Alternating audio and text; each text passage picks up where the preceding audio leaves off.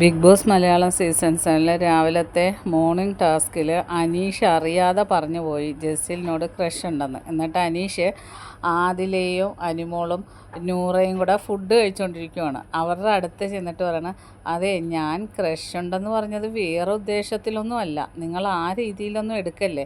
അപ്പോൾ അനിമോൾ അങ്ങനെ ചോദിച്ചത് കൊണ്ട് ഞാനൊരിത് പറഞ്ഞതാണ്, അല്ലാതെ എനിക്ക് വേറെ തരത്തിലൊന്നുമില്ല. അപ്പോൾ അനിമോൾ പറഞ്ഞാൽ മനസ്സിലായി, ഇനി ഉരുണ്ടൊന്നും കളിക്കേണ്ട അനീഷേട്ടാ, ഞങ്ങൾക്കെല്ലാം മനസ്സിലായെന്ന് പറയുന്നത്. അപ്പോൾ അനിമോൾ പറയും, എന്തായാലും അനീഷേട്ടൻ ഇതും പിടിച്ചുകൊണ്ട് വരുമെന്ന് എനിക്ക് അറിയാമായിരുന്നു ഈ കാര്യത്തിൽ, അല്ല അനീഷേട്ടൻ നമ്മുടെ അടുത്ത് ഇങ്ങനെ സംസാരിക്കാൻ വരുമോ.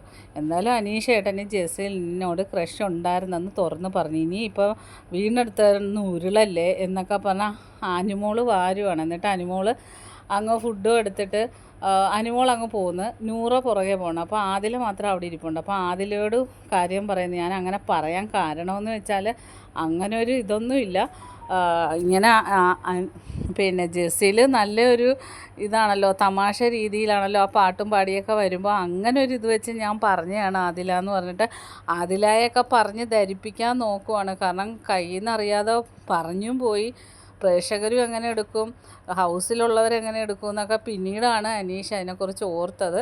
എന്നിട്ടിപ്പോൾ ആകെ ഒരു വല്ലാത്തൊരു അവസ്ഥയിലാണ് അനീഷ്. ബാക്കി അപ്ഡേറ്റുമായിട്ട് വീണ്ടും കാണാം. എൻ്റെ ചാനലൊന്ന് സബ്സ്ക്രൈബ് ചെയ്യണം.